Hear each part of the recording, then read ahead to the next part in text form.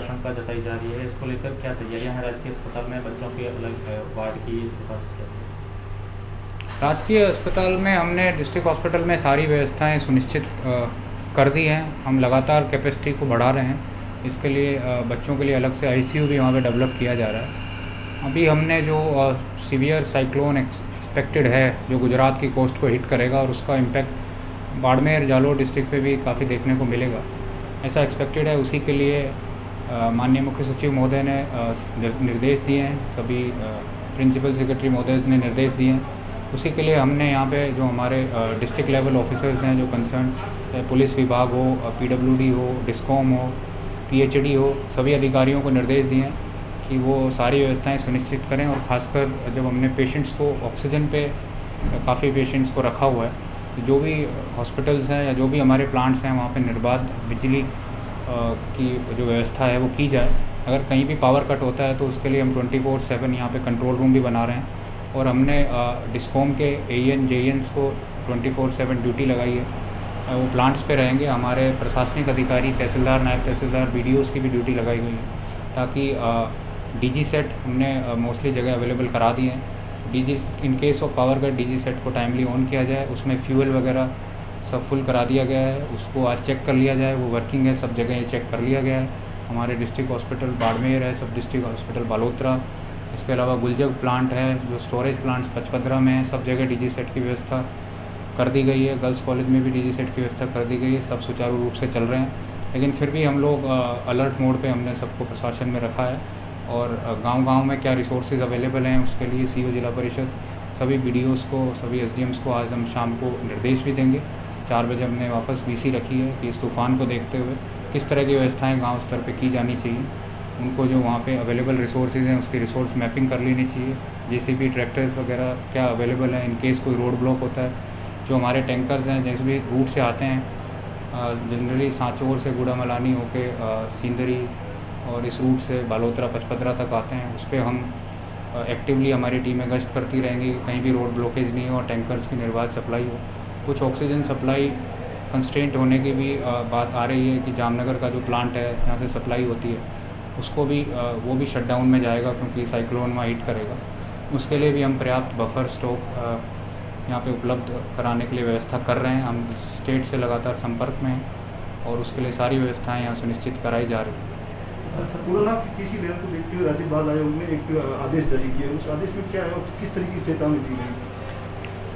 उस आदेश में पर्याप्त व्यवस्थाएँ बच्चों के लिए भी सभी हॉस्पिटल्स में करने के लिए वो आदेश है और उसके अनुरूप हम सारी व्यवस्थाएं यहाँ सुनिश्चित कर रहे हैं। सर, ऑक्सीजन कंसंट्रेटर मशीनें हैं वो अभी इस प्रकार साइक्लोन में किस प्रकार के मददगार साबित होगी, क्योंकि अगर ऐसा कुछ हो जाता है? ऑक्सीजन कॉन्सनट्रेटर मशीनें जैसा आप सबको पता है कि ऑक्सीजन को कॉन्सनट्रेट करती हैं और जिसको भी ऑक्सीजन की ज़रूरत है उस पेशेंट को वो एक सर्टेन फ्लो तक उपलब्ध कराती हैं। तो इससे ऑक्सीजन की जो हमारी डिमांड है वो कम होती है, क्योंकि कुछ पेशेंट्स को हम जो सिलेंडर्स हैं उससे शिफ्ट करके ऑक्सीजन कॉन्सनट्रेटर पे रख रहे हैं। हमें पिछले कुछ दिन में काफ़ी ऑक्सीजन कॉन्सनट्रेटर प्राप्त हुए हैं। अभी भी हमें एक्सपेक्टेड है कि आजकल में हमें कुछ और ऑक्सीजन कॉन्सनट्रेटर्स मिलेंगे। हमने ज़िले में 21 Covid care centre, consultation centres खोले हैं, उन पे ऑक्सीजन कॉन्सनट्रेटर्स उपलब्ध कराए गए हैं। ऑक्सीजन कॉन्सनट्रेटर्स पे जो भी पेशेंट रह सकते हैं उनको ऑक्सीजन कॉन्सनट्रेटर पे ही रखने के लिए हमने डायरेक्शन दिए हैं, ताकि जो हमारी ऑक्सीजन की डिमांड है वो कम हो।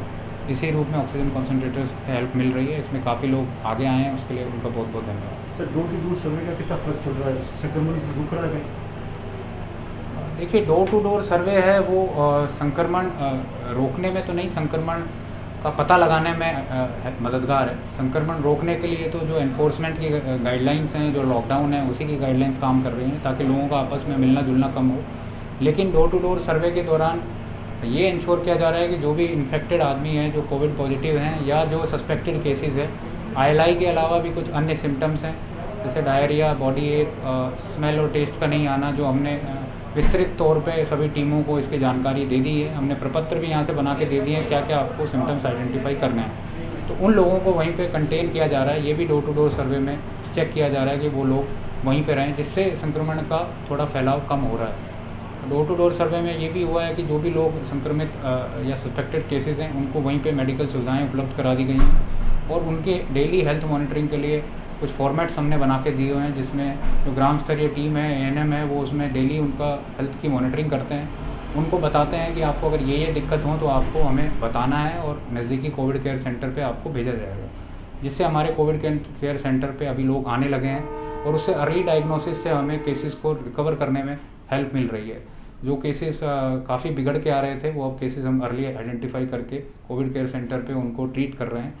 इसमें मैं ये भी बताना चाहूँगा बाड़मेर ज़िले के सभी निवासियों को कि प्रोनिंग जो टेक्निक है वो काफ़ी हेल्पफुल है और इसका जो काफ़ी बार एम्फेसाइज़ किया गया है कि इस टेक्निक से जो ऑक्सीजन सैचुरेशन है वो इमीडिएटली बढ़ता है।